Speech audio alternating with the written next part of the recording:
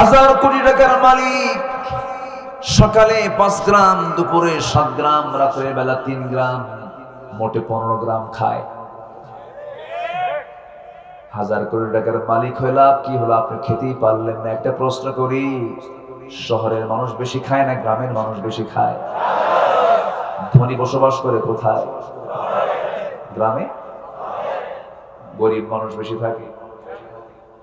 গ্রামের মানুষ গরিব কিন্তু তারা খায় বেশি, শহরের মানুষ ধনী, শুধু টাকাই দেখে, খাইতে পারে না, কিসমতে নাই। সামনে মুরগির রান দেখে, খাইতে পারে না। ঠিক কি না? গরুর ঠ্যাং দেখে, হাত স্ট্রোক, বাইপাস, ওপেন হার্ট, সব শেষ। কিন্তু আল্লাহ রাব্বুল আলামিন এই নিয়ামত সবাইকে দেন না। আল্লাহ রাব্বুল আলামিন গ্রামের মানুষকে গরিব করে দিয়েছেন, কিন্তু গ্রামের মানুষ যখন খায় তারা কি প্লেটে খায় না?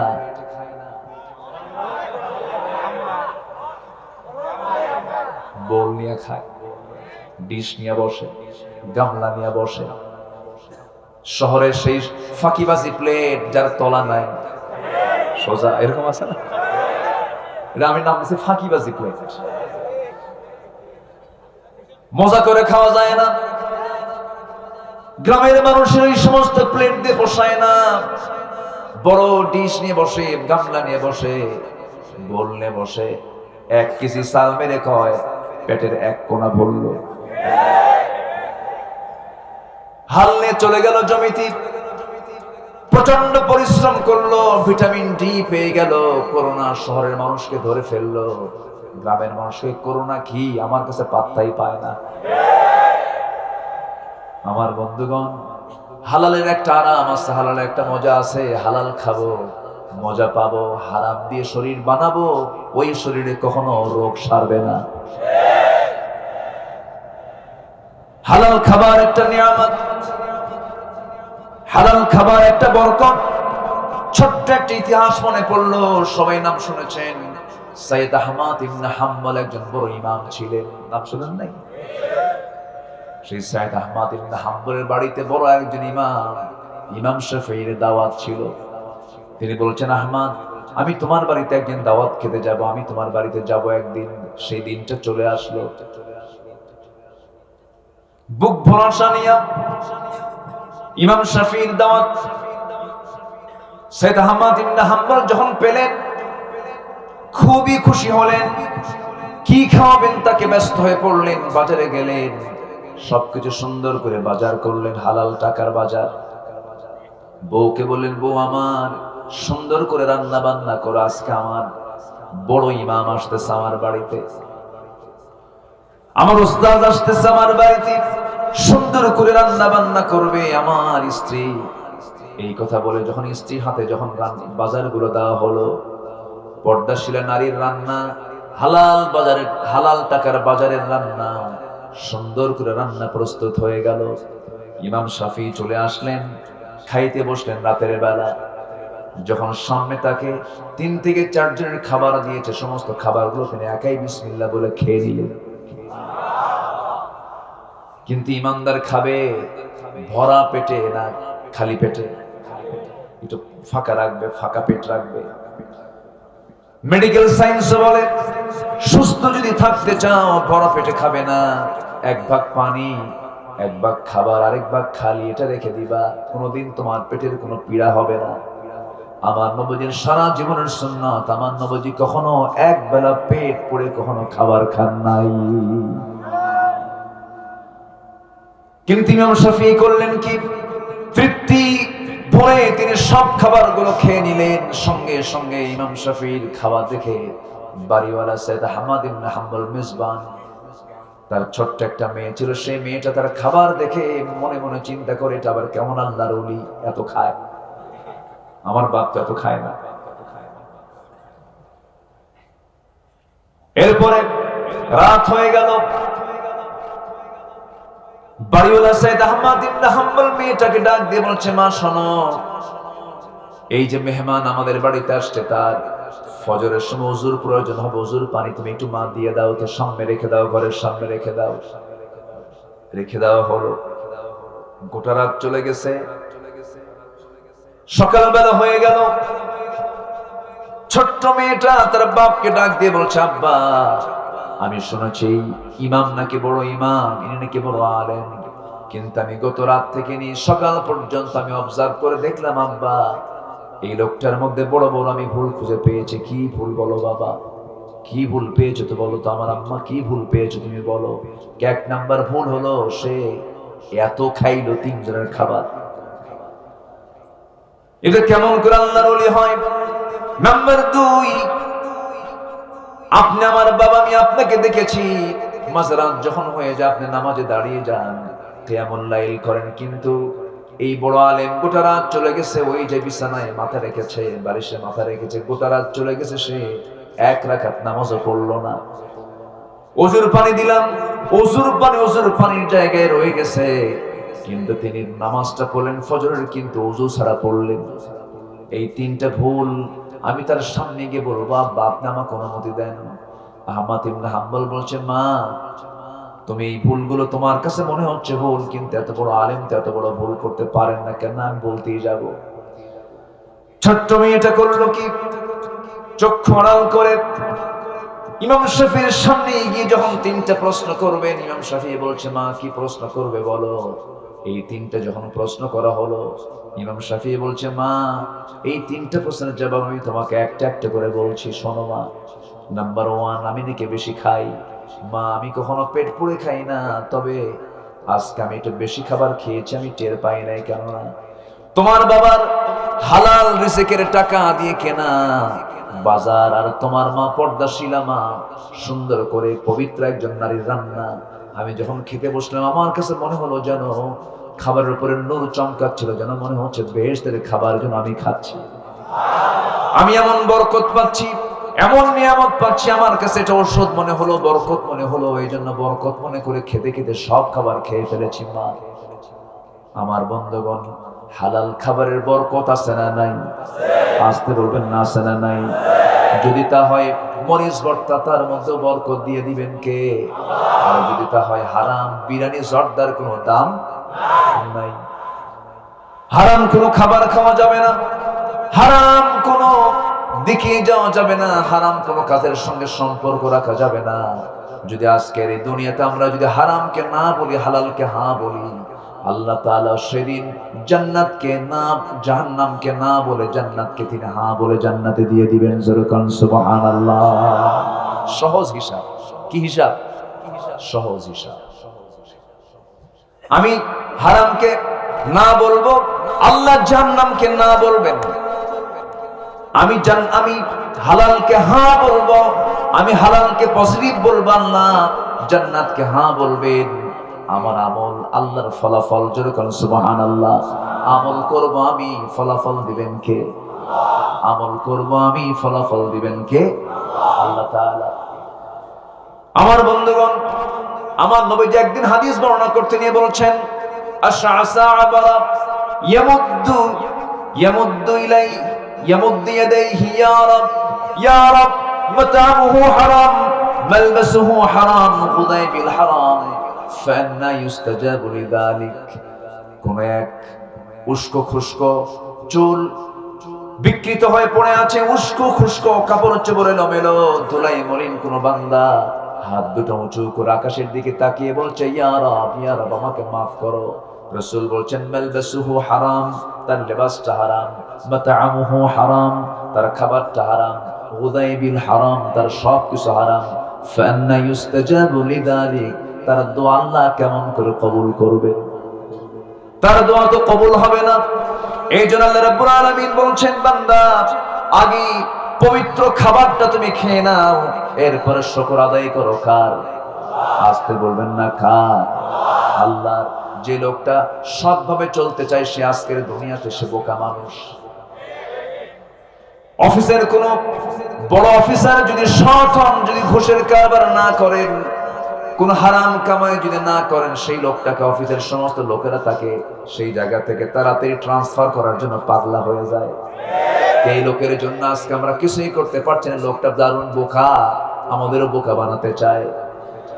আমার বন্ধুগণ, এই দুনিয়াতে ইমানদারির চরিত্র হবে একটা মাছের মতো। সেই মাছের নামটা বিভিন্ন এলাকায় বিভিন্ন নাম বলে। এই এলাকায় আমি শুনেছি সিরাজগঞ্জের মানুষ বেশি। কি বলে স্ট্যান্ডার্ড গ্রুপ না? স্ট্যান্ডার্ড গ্রুপ মোশাররফ সাহেবের তো নাকি? আমি কি দোয়া করে দেব? এত সুন্দর মানুষ হয়, বলি আলহামদুলিল্লাহ, জোরে বলি আলহামদুলিল্লাহ। একটা মাছ আছে যে মাছটা কাদায় বসবাস করে, কাদায়, কিন্তু গায়ে কোনো ময়লা পড়ে না। কি মাছ? এর ছোট ভাইয়ের নাম কি? গোসই। আচ্ছা, গোচি মাছ, গুচ্চা মাছ, বাইম মাছ। বসবাস হলো কাদা, কাদার মধ্যে থেকে থাকি, গর্তের মধ্যে থাকি, কাদার মধ্যে থেকে তাকে চেনা যায় না। কিন্তু কাদা থেকে যখন আপনি বের করবেন, গোটাল শরীরটাই তার ফ্রেশ, কোন কাদা তার গায়ে লাগে না। ইমানদারি জাগতিক জীবনে যখন চলতে যাবে, তার কাছে সুদ চলে আসবে, ঘুষ চলে আসবে, হারাম ইনকাম চলে আসবে, অনেক অফার চলে আসবে, কিন্তু বান্দা বলবে কি, ইন্নী আখাফুল্লাহ, আমি আল্লাহকে ভয় করি, হারামে যাব না, আমি হারামে যাব না, আমি হারাম খাবার খাবো না, হারাম কোনো কাজে আমি অংশগ্রহণ করব না। এই সিদ্ধান্ত যে বান্দা নেবে, আল্লাহ বলছেন, বান্দা আমি তোকে সোজা জান্নাত দিয়ে দেব। জোরে কোন সুবহানাল্লাহ। সাদ বিন আবি ওয়াক্কাসের নাম সবাই শুনেছেন, যে সাদ বিন আবি ওয়াক্কাস যে দোয়া করতেন সঙ্গে সঙ্গে তার মঞ্জুর হয়ে যেত। সাদ বিন আবি ওয়াক্কাস রাদিয়াল্লাহু তাআলা সেই সাহাবী, যে সাহাবী 10,000 সাহাবী নিয়ে তিনি খরস্রোতা এক বিশাল সমুদ্রের তীরে গিয়ে দাঁড়ালেন। মুসলিম মুজাহিদদেরকে বলেন, ও মুসলিম মুজাহিদরা, এই যে কালিমার ঝান্ডা দেখতে পাচ্ছ, এই কালিমার ঝান্ডা তোমরা কি শুধু সমুদ্রের এই পারেই দেখতে চাও না, পারো তোমরা উড্ডীন করতে চাও? পারো কালিমার ঝান্ডাটা তোমরা উড্ডীন দেখতে চাও নাকি? দেখতে চাই। ও 10,000 মুসলিম মুজাহিদ, এই সমুদ্র পার হবার জন্য তো এখানে কোনো নৌযান নাই, কোনো জাহাজ নাই, কোনো শিপ নাই। এই বিশাল দরিয়া পার হবার জন্য আমরা কোনো রণতরী দেখতে পাচ্ছি না, কিছুই দেখতে পাচ্ছি না, কিন্তু যেতে তো হবেই। তোমরা যদি আমাকে সায় দিয়ে দাও, আমি আমার বিসমিল্লাহ বলে আমার ঘোড়া এই সমুদ্রের বক্ষে আমি চালিয়ে দেব, তোমরা আমার সঙ্গে রওনা দেবে বিসমিল্লাহ বলে। সাদ বিন আবি ওয়াক্কাসের কি বিশ্বাস ছিল আল্লাহর উপরে, বিসমিল্লাহ বলে তারা ঘোড়া তিনি চালায়া দিলেন সমুদ্র বক্ষে।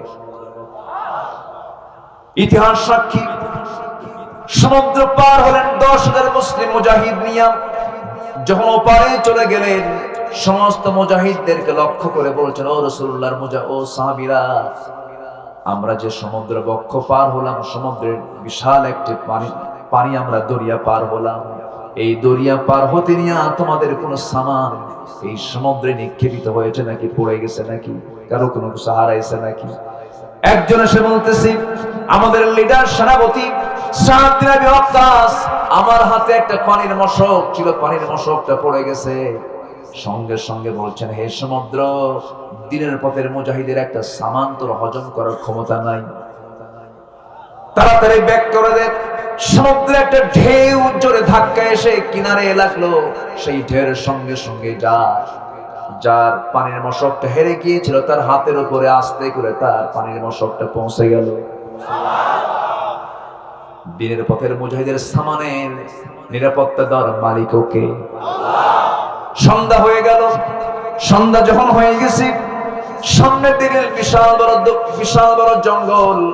সন্ধ্যা হয়ে গেছে, এই জঙ্গলে বসবাস করবেন কেমনে? গভীর অরণ্য, গভীর জঙ্গল, যেখানে হিংস্র সমস্ত প্রাণীর বসবাস। এমন সময় সাদ বিন আবি ওয়াক্কাস করলেন কি, উঁচু একটা টিলায় চড়লেন, উঁচু একটা জায়গায় তিনি গিয়ে সামনে দাঁড়ালেন। এবার বলছেন, ও সমুদ্রের সমস্ত বন্য পশুরা, হিংস্র পশুরা, তোমরা আমাদেরকে চিনছো কিনা জানি না, আমরা হলাম রাসূলুল্লাহর সাহাবী, জিহাদ করতে এসেছি, দিন কায়েমের জন্য আসছি। রাত হয়ে গেছে, যাব কোথায়? যাওয়ার জায়গা নাই, আমাদের যাওয়ার কোনো আমরা পথ পাচ্ছি না। অন্তত আজকে রাতটা আমাদের এই জঙ্গলের মধ্যে কাটাতে হবে। ও বনের হিংস্র জন্তুরা, আজকে আমাদেরকে পাহারা দেওয়ার জন্য তোমাদেরকে দায়িত্ব পালন করতে হবে। আল্লাহু আকবার বলবেন না? ইতিহাস সাক্ষী, এই বক্তব্য শোনার সঙ্গে সঙ্গে বন্য হিংস্র সিংহ সিংহের কাতারে, বাঘ বাঘের কাতারে, সাপ কাতারে কাতারে এই জঙ্গল থেকে আরেক জঙ্গলে চলে গেল। গোটা গভীর অরণ্যের জঙ্গলে গোটা রাত ধরে নাক ডেকে ডাকলেন ঘুম, বিশাল বড় গভীর ঘুম দিলেন। আল্লাহর রাসূলের সাহাবীরা, একটা প্রাণী এসে তাদের জীবনের কোনো ক্ষতি করতে পারে নাই। সুবহানাল্লাহ। এই সাদ বিন আবি ওয়াক্কাস যা বলতেন, যা চাইতেন, সেই দোয়া আল্লাহর দরবারে মঞ্জুর হয়ে যেত। তাকে প্রশ্ন করা হলো, আপনার এই দোয়া কবুলের রহস্যটা কি, আপনি একটু বলেন তো। সঙ্গে সঙ্গে তিনি বলছেন, জীবনে আমার এই জিহ্বা কখনো হারাম খাবার দেখে নাই, আমার জিহ্বা কখনো হারাম খাবার দেখে নাই। সাইয়েদনা আবু বকর সিদ্দিক রাদিয়াল্লাহু তাআলা একদিন গভীর রাতে ঘরের মধ্যে ঢুকেছেন, আর স্ত্রীকে ডাক দিয়ে বলছেন, স্ত্রী আমার প্রচন্ড ক্ষুধা লাগছে, খাবার দাও তো। খাবার দেওয়া হলো, খাবার খেয়ে নিলেন। ক্ষুধার যন্ত্রণায় দ্রুত গতিতে খাবার খাওয়া শেষ হয়ে গেল। পরক্ষণই প্রশ্ন করছেন, স্ত্রী আমার এই খাবারের উৎসটাকে, এই খাবারটা কোন জায়গা থেকে আসছে? যখন বলা হলো অমুক জায়গা থেকে আসছে, সঙ্গে সঙ্গে তিনি কি করলেন? সঙ্গে সঙ্গে দেরি না করে তৎক্ষণাৎ তিনি মুখের মধ্যে তার হাত ঢুকায়া দিলেন। হাত ঢুকায়া দিয়ে জোর করে সমস্ত খাবারগুলো বের করে দিয়ে বলছেন, আমার স্ত্রী, আমি যতটুকু বুঝতে পারলাম এই খাবারের উৎস হলো হারাম। আমি আমার রক্ত হারাম খাবার দিয়ে আমি করতে চাই না, কারণ আল্লাহর দরবারে সেই ইবাদতটা গ্রহণযোগ্য যার দেহটার, যার রক্তটা হালাল খাবার দিয়ে গড়ে উঠেছে। যেরকম সুবহানাল্লাহ, জিকির করি লা ইলাহা।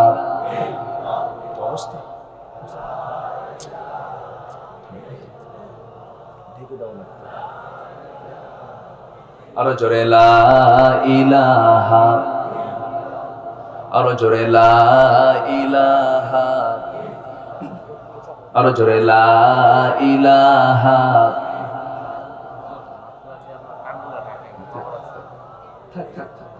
আরো জোরে লা ইলাহা,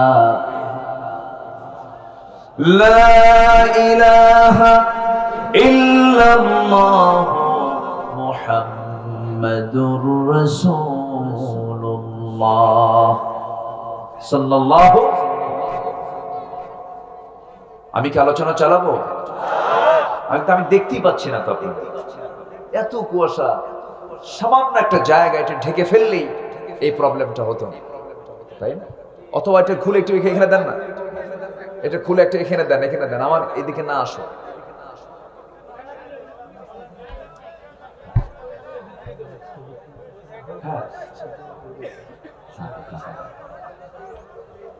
এই ওঠে কে?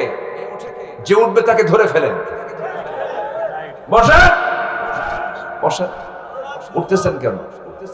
আমি আসি তো, ম্যানেজ হচ্ছে, দেখা যাক, দেখি কি হয়।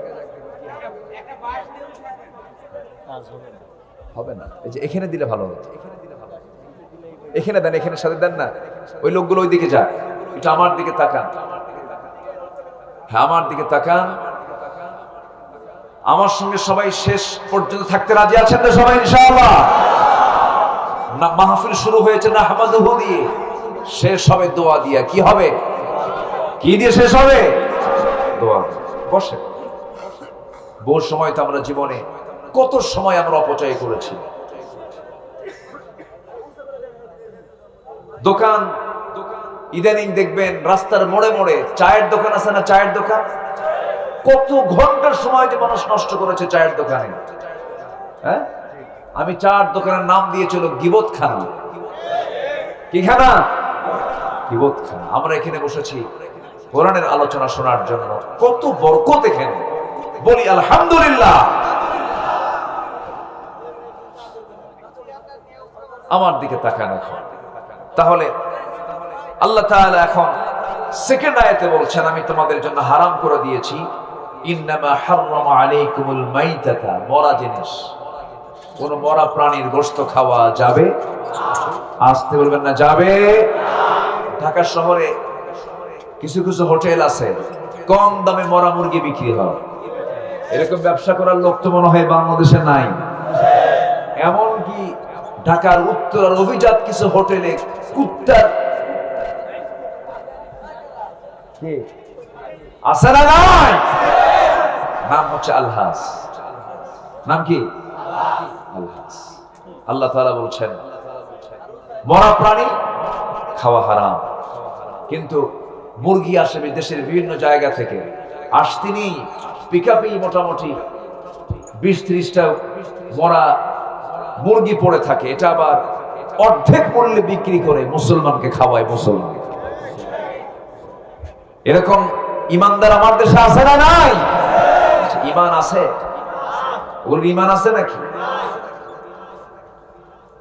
আমার ভাইয়েরা, আল্লাহ রাব্বুল আলামিন রক্তকে হারাম করেছেন, মরা প্রাণীকে হারাম করেছেন, লাহমাল খিনজির, শূকরকে হারাম করেছেন। শূকর খাওয়া কি বলেন? শূকর খাওয়া কি হারাম?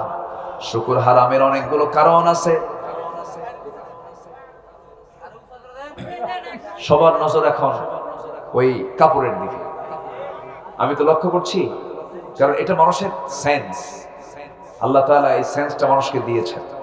একসঙ্গে দুই কাজ তো হয় না, যে নজর ওইদিকে যাচ্ছে, হুজুরের আসলে সমস্যা হচ্ছে, মানে বিভিন্ন চিন্তা গবেষণায় আপনারা চলে গেছে। আমার আর গবেষণা কাজ হচ্ছে না, বাস হয়ে গেছে, এখন থাক, যা হয়েছে হয়েছে। অনেকটা আমরা কন্ট্রোলে আসছি। জি বলি আলহামদুলিল্লাহ। আল্লাহ এই মাহফিল কমিটিকে উত্তম পুরস্কারে পুরস্কৃত করো, জোরে বলি আমিন, আরো জোরে আমিন।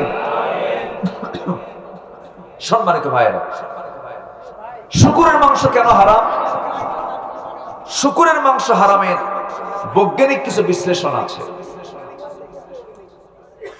শূকরের মাংস আল্লাহ তাআলা হারাম করেছেন কেন? গাভীর গোশত, গরুর গোশতকে আল্লাহ পাক হালাল করেছেন কেন? এর একটা কারণ আমি বলি। কোন গরুর সামনে, কোন ষাঁড়, যেটা ষাঁড়ের সামনে যদি আরেকটা ষাঁড় কোন স্ত্রী গাভীর উপরে যদি সে সহবাসে যদি লিপ্ত হয়, আরেকটা ষাঁড়কে আপনি আটকে রাখতে পারবেন না। এটা হলো ষাঁড়ের বৈশিষ্ট্য, গরুর বৈশিষ্ট্য।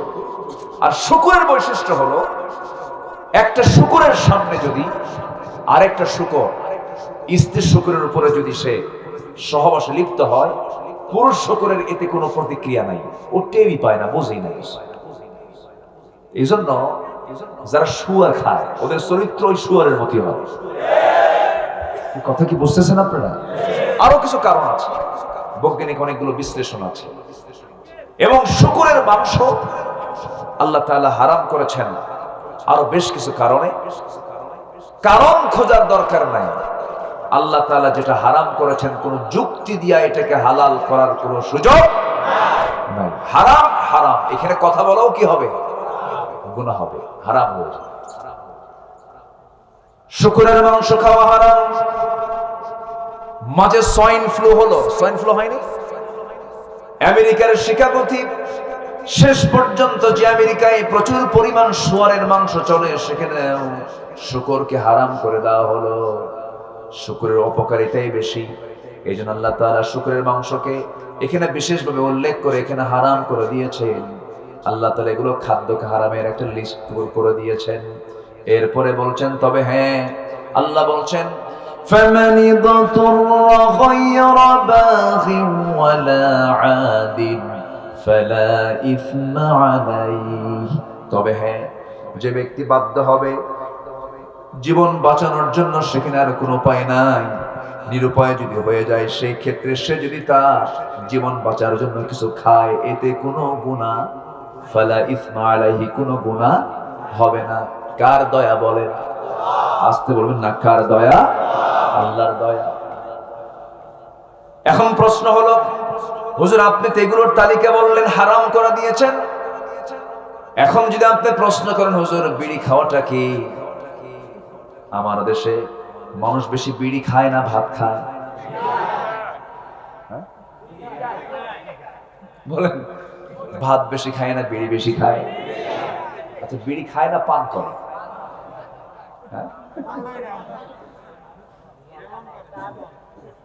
ও পানও না, খাওয়াও না, টানে।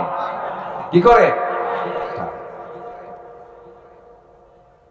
আমার বন্ধুগণ, বিড়িটা খাওয়া কি এমন প্রশ্ন অনেকেই করেন, কিন্তু একটা বড় প্রশ্ন করেন না, হুজুর বিড়ি খাওয়ার ক্ষতিটা কি? বলেন তো, পৃথিবীর একটা ডাক্তার কি খুঁজে পাবেন যে ডাক্তার বলবে বিড়ি খাওয়া স্বাস্থ্যের জন্য খুব ভালো? এটা বলে কেউ? বরঞ্চ ডাক্তার নিজে বিড়ি খাইলেও বাম হাতে বিড়ি হাতে নিয়ে কয়, খবরদার বিড়ি খাবেন না, কিন্তু ও নিজেও কিন্তু খায়। আমার ভাইয়েরা, আজকে মুসলমান আমার দেশে বিড়ি খায়, অধিকাংশই বিড়ি খায়, অধিকাংশ বেনামাজি, অধিকাংশ কোরআন পড়তে পারে না, অধিকাংশের মুখে দাড়ি নাই, অধিকাংশ এরকম চরিত্র আছে না নাই? বলেন, মুখে দাড়ি নাই। আপনি বলেন তো, একজন নবীর নাম আপনি কি বলতে পারবেন যে নবী দাড়িওয়ালা ছিলেন না? বলেন, বলতে পারবেন?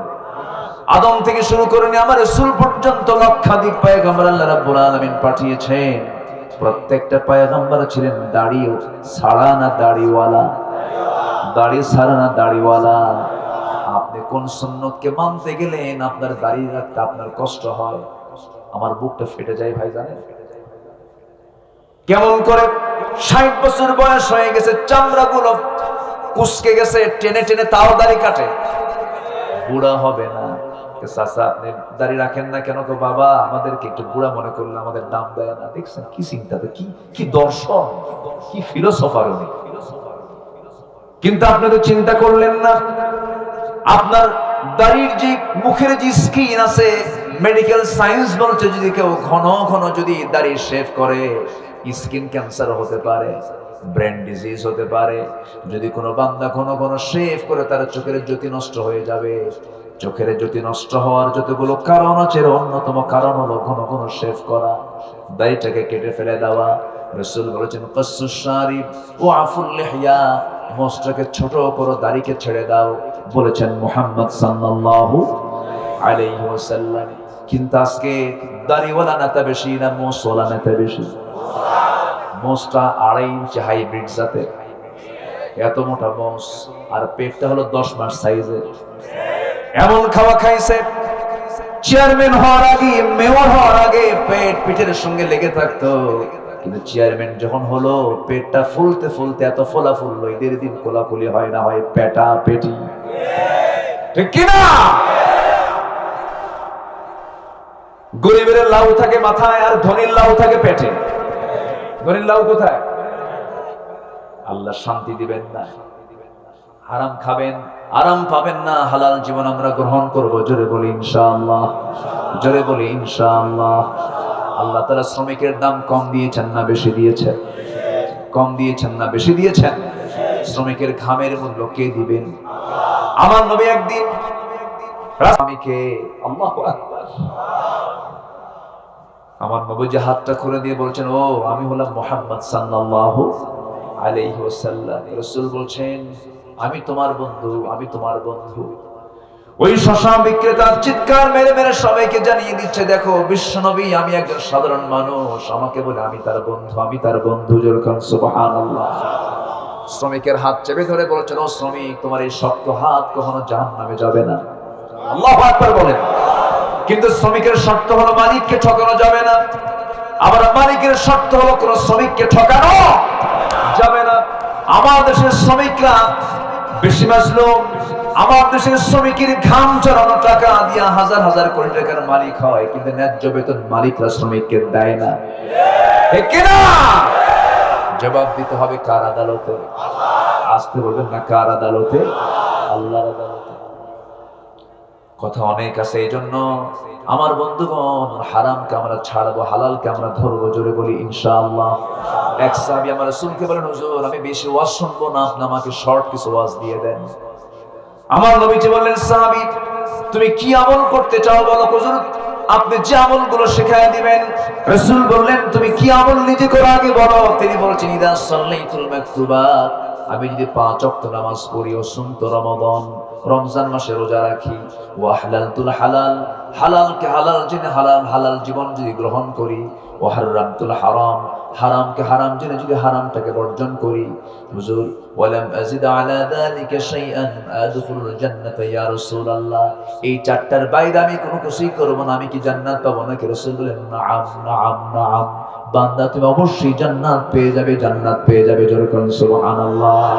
কয়টা কাজ? আসতে বলবেন না, কয়টা কাজ? এক নাম্বার, কয় ওয়াক্ত নামাজ? আরো জোরে বলুন, কয় ওয়াক্ত নামাজ? নামাজ পড়বেন কারা কারা একটু হাত তুলে দেখান তো দেখি। জোরে বলি ইয়া আল্লাহ, ইয়া রহমান, আমাদেরকে 5 ওয়াক্ত সালাত আদায় করা তৌফিক তুমি আল্লাহ দিয়া দাও। জোরে বলি আমিন, আরো জোরে আমিন। রমজান মাসের রোজা। নাম্বার 3 হলো হালালকে হালাল জেনে হালাল জীবন গ্রহণ করা, হারামকে হারাম জেনে হারাম জীবন বর্জন করা। এই 4টা কাজ যে করবে রাসূল বলছেন সে জান্নাতি। জোরে বলি সুবহানাল্লাহ।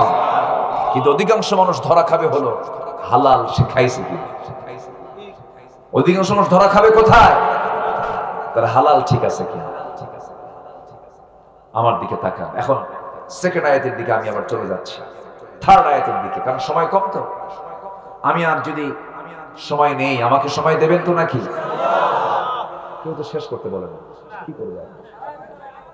সারা রাত সারা রাত থাকতে রাজি আছেন আপনারা? জন একটা করে কম্বল দেন, আমি চাই।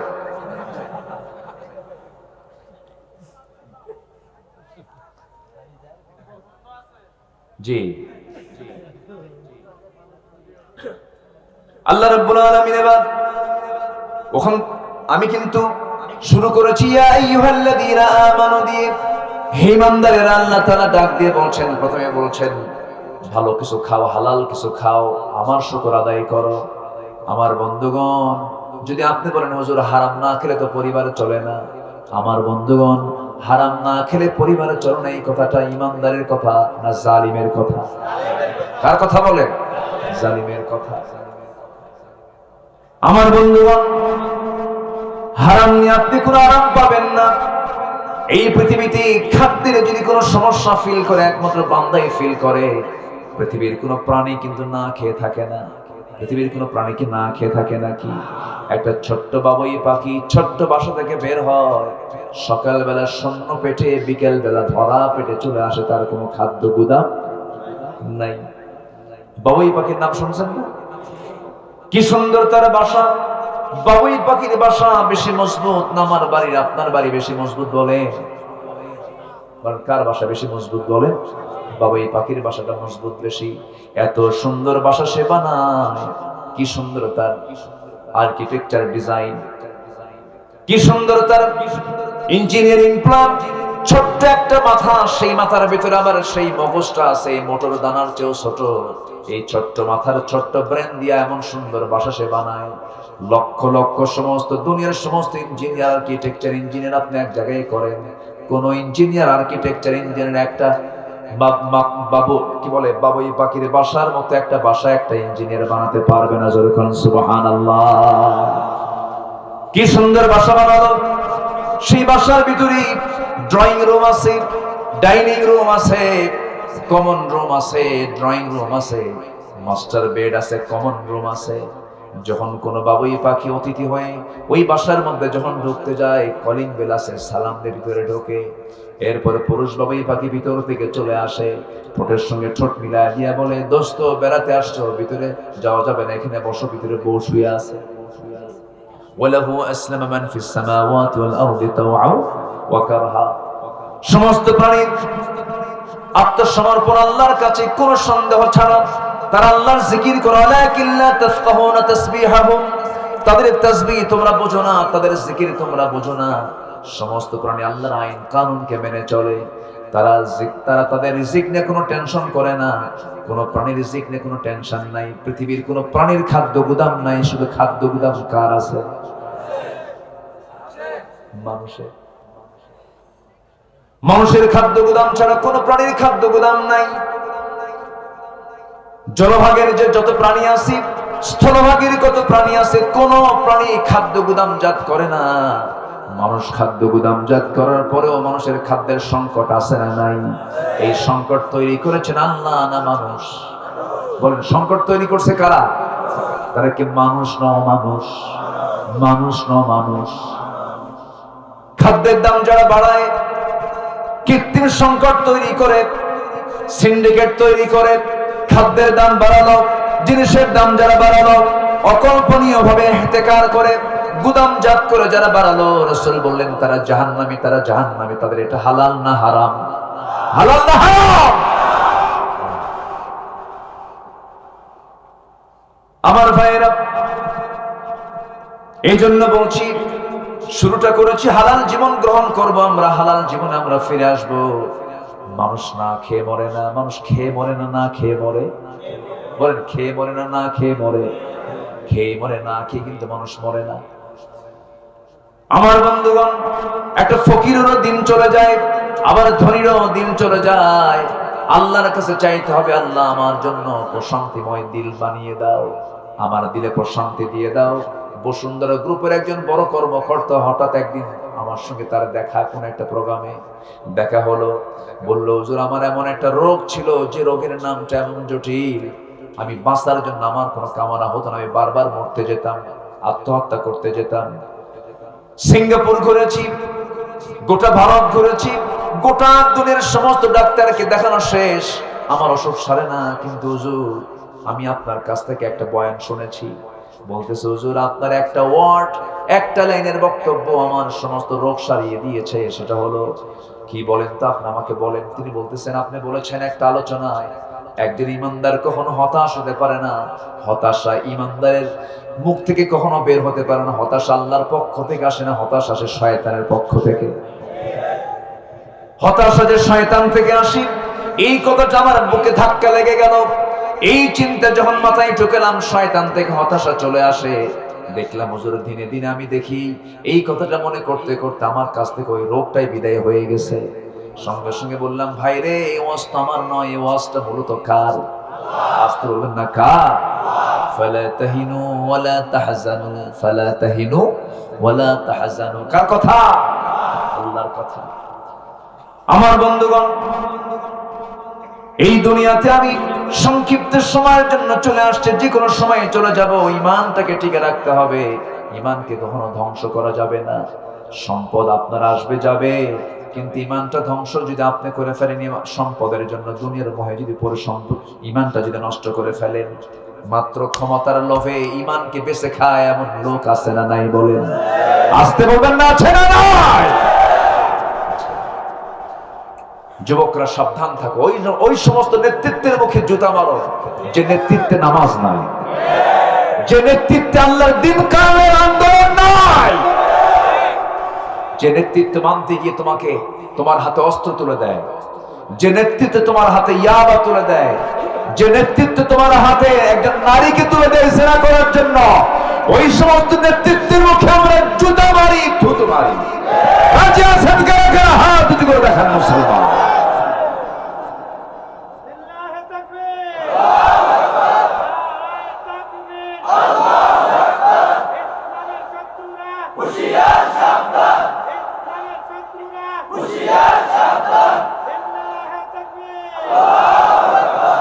সম্মানিত ভাইয়েরা, সবচেয়ে বড় চ্যালেঞ্জ হলো আমাকে আপনাকে ঈমানটাকে টিকে রাখতে হবে। ঈমান এনেছি, ঈমানের উপরে আমরা টিকে থাকবো। জোরে বলি ইনশাআল্লাহ। ঈমান হারা হওয়া যাবে, ঈমান হারা হওয়া যাবে। চ্যালেঞ্জ আসবে বহু, অনেক ঘাত প্রতিঘাত চলে আসবে। এসেছে যুগ যুগ ধরে, এসেছে ইব্রাহিমের উপরে আগুন নিক্ষেপ করা হয়েছে, আগুনে নিক্ষেপিত হয়েছেন, ঈমান হারা হননি। এসেছে মুসার জীবনে, বিশাল পরীক্ষার সম্মুখীন হয়েছেন, দেশান্তর হয়েছেন, হিজরত করেছেন, ঈমান হারা হননি। আল্লাহু আকবার বলেন। এসেছে আসিয়ার জীবনে, ঘাত প্রতিঘাত বহু এসেছে, জীবন পর্যন্ত দিয়ে দিয়েছেন, ঈমান হারা হননি জীবনে। আল্লাহু আকবার বলেন। মারিয়ামের জীবনে এসেছে অনেক বহু পরীক্ষা, ঈমান হারা হননি। যেরকম আল্লাহু আকবার। পরীক্ষা এসেছে খুবাইবের জীবনে, খাব্বাবের জীবনে, পরীক্ষা এসেছে সাহাবে কেরামদের জীবনে। কেউ কি ঈমান হারা হয়েছেন? আমরা ঈমান হারা হব না। জোরে বলি ইনশাআল্লাহ, জোরে বলি ইনশাআল্লাহ। একটা মহিলার নাম আমি প্রায় বলি, আল্লাহ তাআলা সেই মহিলার নামটা কোরআনে সুন্দর করে তার সম্মানকে তুলে ধরেছেন। আল্লাহ নিজে তার নামটা উচ্চকিত করেছেন। সে হলো, সেই নারীটা হচ্ছেন ফেরাউনের স্ত্রী। কি নাম বলেন? কার বউ? লোকটা কি ভালো না খারাপ? খারাপ লোকের ভালো স্ত্রী। আর আমার দেশে কি? আমার দেশে সব মুসলমানের বউ, কিন্তু একটা ঈমান নাই। ঠিক কিনা বলেন? সব মার্কেটে যায়। সব কোথায় যায়? আর ঘন ঘন কয় হুজুর আমার স্বামী ভালো না, আর উনি তো আসিয়া হয়ে বসে আছে। আপনার স্বামী কি ফেরাউনের চাইতে খারাপ? ফেরাউন যখন শুনতে পেল আসিয়ার বিষয়টা, যে সে ইসলাম কবুল করে নিয়েছে, সে বলতেছে, আসিয়া শুনলাম তুমি নাকি কালেমা পড়েছো। আসিয়া বলছেন, শুনবেন কেন? দেখেন, আশহাদু আল্লা ইলাহা ইল্লাল্লাহ, যেরকম সুবহানাল্লাহ। কোন অভিনয় আছে? সোজা কথা বললেন, অকুলু কাওলান সাদীদা, সোজা কথা বলে দিলেন। ফেরাউন বলছে, আসিয়া তুমি আমার সাথে এরকম বেঈমানি করলা। দেখেন এক বেঈমান কি করে, আমার সঙ্গে এরকম করে বেঈমানি করলা। আসিয়া বলছেন, আমার স্বামী আপনি আমাকে যা বলছেন ভুল বুঝে বলছেন, আমি সত্যের দাওয়াত পেয়েছি, আপনি কালিমা পড়েন। ফেরাউন কয়, শোনো, মুসা সত্য, মুসার রবও সত্য, ইসলামও সত্য, কিন্তু আসিয়া আমি তোমাকে অনুরোধ করছি, আমার চেয়ার ছাড়া যাবে না, দয়া করে তুমি আমার অবাধ্য হইও না। তুমি হলে ফার্স্ট লেডি অফ ইজিপ্ট, তুমি হলে এই মিশরের কি রাজরানী, ফার্স্ট লেডি তুমি। অতএব আমি তোমাকে অনুরোধ করব, তুমি আমার পথেই চলে আসো। ফেরাউন কিন্তু জানতো মুসা সত্য, ফেরাউন কিন্তু জানতো ইসলাম সত্য, এবং মরার আগ দিয়েও সে বলছিল, মুসা আমাকে বাঁচাও। মুসা বাঁচাবেন না আল্লাহ বাঁচাবেন? এবার কয়, মুসার আল্লাহ আমারে বাঁচাও, তাও কাম হয় না। শেষে কয়, আল্লাহ আমাকে বাঁচাও, ওয়ানা মিনাল মুসলিমিন, আল্লাহ কয় তুই মুসলিম, তুই তো সন্ত্রাসী। আল্লাহু আকবার বলেন। ফেরাউন জানতো, সব বুঝতো, মানতো না শুধু চেয়ার রক্ষা করার জন্য। আজ তো সেই ফেরাউন রূপী চেয়ার রক্ষা করার জন্য জালিম বাতিল শক্তি আছে না নাই? সব জানে তারা, সব বোঝে, কে ভালো আর কে মন্দ, সব বোঝে। আমার বন্ধুগণ, এই দুনিয়াতে এমন আলেম আছেন, হাসতে হাসতে ফাঁসির মঞ্চের দিকে চলে যান, কোনো ভয় পান না। সাহাবায়ে কেরামদের জীবনও কত সাহাবী হাসতে হাসতে চলে গেছেন, বাতিল শক্তির কাছে তারা মাথা নত করেন নাই। ফেরাউন বলে ফেললো, আসিয়া শোনো, আমি তোমাকে কিন্তু দুনিয়া থেকে বিদায় করে দেব। আসিয়া বলছেন, আমার স্বামী আপনি আমাকে দুনিয়া থেকে বিদায় করে দিবেন, হুমকি দেখাচ্ছেন। আমি তো তাই চাই, কারণ মৃত্যুই আমার আল্লাহর সঙ্গে সাক্ষাতের সবচেয়ে বড় অন্তরায়, আমি মরে যাব। ইমানদারের কাছে মৃত্যুটা কষ্টের সংবাদ না দুঃখের বা আনন্দের সংবাদ? আনন্দের সংবাদ। না মরলে তো আল্লাহর সঙ্গে দেখা করা যাবে না। ফামান কানা ইয়ারজু লিকা রাব্বিহি, লিকা রাব্বিহি, আল্লাহর সঙ্গে সাক্ষাৎ যদি করতে চাও মরতে তো হবে। আমার বন্ধুগণ, আল্লাহর সঙ্গে সাক্ষাতের জন্য আসিয়া দিওয়ানা হয়ে গেলেন, পাগলের মতো হয়ে গেলেন। কার পাগল? কার পাগলি? আল্লাহর পাগলি হয়ে গেলেন আসিয়া। এত অস্থিরতা পোষণ করছিলেন, এমন সময় ফেরাউন একটু টেকনিক করলো। ফেরাউন করলো কি, তার দাসীকে নিয়ে আসলো, যে দাসী ইসলাম কবুল করে ফেলেছে, সেই দাসীকে ধরলো তার সামনে, হাতের মধ্যে পেরেক ঢুকালো, পায়ের মধ্যে পেরেক ঢুকালো, হাত পা চারদিকে চারটা পেরেক দিয়ে আটকে রেখে তার একটা করে অঙ্গগুলো কাটা হলো। আর বলা হলো, আসিয়া একে যেমন লোমহর্ষক কায়দায় দুনিয়া থেকে বিদায় করছি, তোকেও দুনিয়া থেকে বিদায় করব। আসিয়া বলছেন, আমার স্বামী আপনি আমাকে যে ভয় দেখাচ্ছেন, এই ভয় দেখায় লাভ নাই, কারণ নাকের মধ্যে আমি জান্নাতের ঘ্রাণ পেতেছি। ধরা হলো আসিয়াকে। আমার মন্ত্রী ফেরাউনকে বলল, আসিয়া শোনো, ও ফেরাউন শোনো, আসিয়া তোমার ঘরের মানুষ, বুকের মানুষ, বুকের শত্রু, বড় শত্রু, তাকে দুনিয়া থেকে বিদায় করে দাও। চূড়ান্ত হয়ে গেল, জল্লাদ প্রস্তুত হয়ে গেল, হাতের মধ্যে করাত নিয়ে চলে আসলো। আসিয়ার সামনে যখন করাত নিয়ে যখন দাঁড়ায় গেছে, আসিয়া আলাইহিস সালাতু ওয়াস সালাম প্রস্তুতি নিয়ে নিলেন, আমি তো শহীদ হয়ে যাচ্ছি, আমি তো দুনিয়া থেকে বিদায় নিচ্ছি। এমন সময় যখন তার কপালে যখন করাতটা লাগানো হলো, করাত দিয়ে চিরে দুই টুকরা করে দেওয়া হবে, সেই সময় তিনি আসমানের দিকে তাকায় একটা সুন্দর দোয়া করেছেন। আল্লাহ তাআলা সেই দোয়াটা কেমন সুন্দর করে পছন্দ করেছেন, তারা দোয়াটা আল্লাহ রাব্বুল আলামিন কোরআনে কারীমের মধ্যে কোট করে দিয়েছেন। আসিয়ার দোয়াটা আল্লাহ তাআলা তুলে দিয়েছেন। এমন সুন্দর দোয়া তিনি করলেন সেই সময়। কি সুন্দর দোয়া সূরা তাহরিমের মধ্যে এসেছে। তিনি বলছেন, রব্বি বিনিলি ইনদাকা বাইতান ফিল জান্নাহ ওয়া নাজ্জিনি মিন ফিরআউনা ওয়া আমালিহি।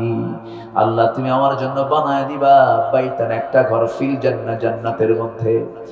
তুমি আমার জন্য একটা ঘর জান্নাতের মধ্যে, তোমার ঘরের সঙ্গে একটা ঘর তুমি আমাকে বানায় দিবা। আল্লাহ বেশি ঘর নেব না, ছোট ঘর নেব, কিন্তু তোমার ঘরের সঙ্গে ঘরটা নেব। যেরকম সুবহানাল্লাহ। ওয়ানাজ্জিনি মিন ফিরআউন, ফিরআউন থেকে তুমি আমাকে বাঁচাও, ওর অকাম থেকে তুমি আল্লাহ আমাকে বাঁচাও। এত সুন্দর দোয়া করলেন, আল্লাহ তাআলা সঙ্গে সঙ্গে তার দোয়াটা মঞ্জুর করে নিলেন। জোরে বলে সুবহানাল্লাহ। আসিয়া ফাসলির পথ ছাড়লেন, পরিবার ছাড়লেন, সমাজ ছাড়লেন, দেশ ছাড়লেন, দুনিয়া ছাড়লেন, যশ সম্মান খ্যাতি সব ছাড়লেন। কাকে ধরলেন? আজ ধরলেন না, কাকে ধরলেন? আমরা কাউকে ধরবো না, ধরতেই যদি হয় কাকে ধরবো আমরা?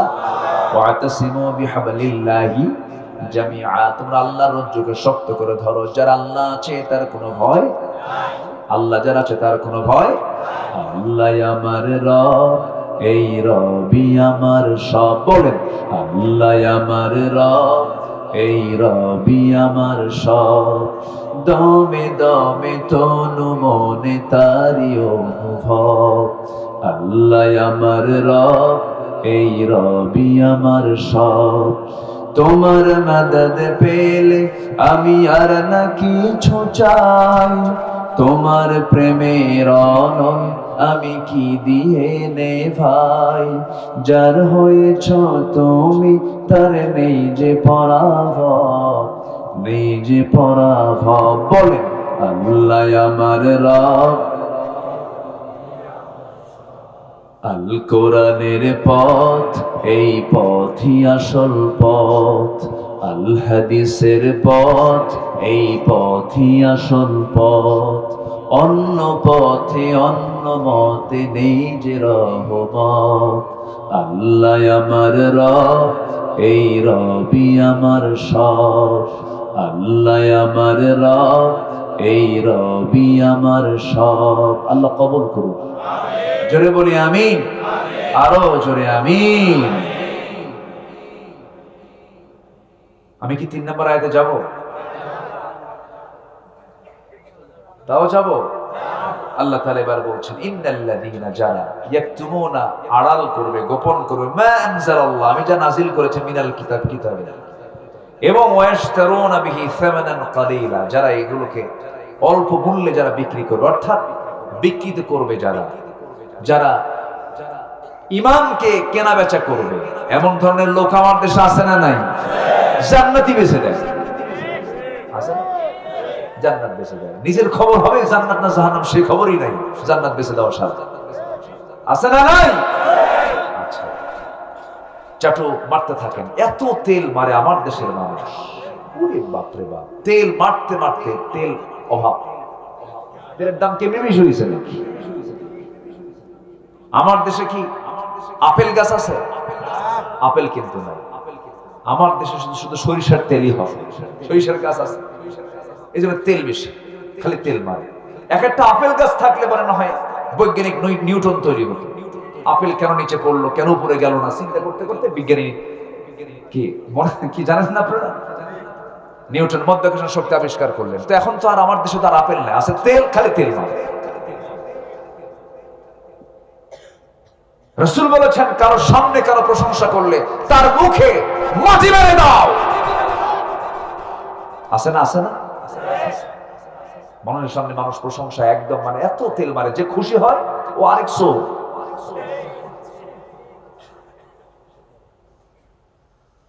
আল্লাহ তাআলা বলছেন, যারা এই সমস্ত কাজগুলো করবে, যারা আমার আয়াতকে যারা আড়াল করবে, গোপন করবে, আল্লাহর আয়াতকে গোপন করার মতো লোক আছে না নাই বলেন? আসতে বলবেন না, আছে না নাই? আল্লাহ এতটাই রাগ করেছেন, দেখেন আল্লাহ বলছেন এদের পেটের মধ্যে তুল্য হলো জাহান্নামের আগুন। কিসের আগুন বলেন? উলাইকা মা ইয়াকুলুনা ফি বুতুনিহিম ইল্লা আন-নার।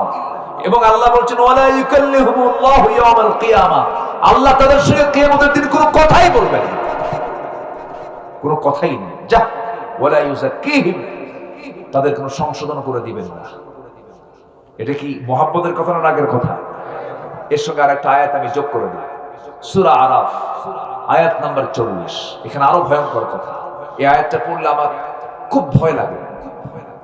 আল্লাহ রাব্বুল আলামিন বলেন ইন্নাল্লাযীনা কাযযাবু বিআয়াতিনা ওয়াস্তাকবারু আনহা লা তুফাত্তাহু লাহুম আবওয়াবুস সামা ওয়া লা ইয়াদখুলুনাল জান্নাহ হাত্তা ইয়ালিজাল জামালু ফি সাম্মিল খিয়াত ওয়াকাযালিকা নাজজিল মুজরিমিন। জোরে বলুন আল্লাহু আকবার। আমার আয়াতকে যারা মিথ্যা প্রতিপন্ন করবে, অহংকার করবে, আমি আল্লাহ তাদের জন্য বলে দিচ্ছি লা তুফাত্তাহু লাহুম আবওয়াবুস সামা, আকাশের কোন দরজাই তাদের জন্য খোলা হবে না, তারা কখনো জান্নাতে ঢুকবে না। যেমন করে একটা সুঁয়ের ছিদ্র পথে উট প্রবেশ করা যেমন অসম্ভব, ওদের জন্য আমার জান্নাতে যাওয়া তেমনই অসম্ভব। জোরে কর নাউযুবিল্লাহ। মুহাব্বতের কথা না রাগের কথা? রাগের কথা। এই জন্য আমার ভাইয়েরা, যে দল কোরআনের কথা বলবে সেই দল করা যাবে, আর যে দল কোরআনের কথা বলবে না সেই দল করা যাবে। কোরআন আছে যেখানে, কোরআন নাই যেখানে, বেনামাজি যেখানে, সুদখোর যেখানে, ঘুষখোর যেখানে, মিথ্যাবাদী যেখানে, মিথ্যা মামলা যেখানে, মিথ্যা সাক্ষী যেখানে, আল্লাহ কবুল করুন, আল্লাহ কবুল করুন, আল্লাহ কবুল করুন। আসুন দোয়া করুন। যা হয়েছে বলি আলহামদুলিল্লাহ, জোরে বলি আলহামদুলিল্লাহ। সবাই নামাজের মতো করে বসেন, নামাজের মতো করে বসেন। দোয়ার দায়িত্ব এখানে কি বলে পোস্টারে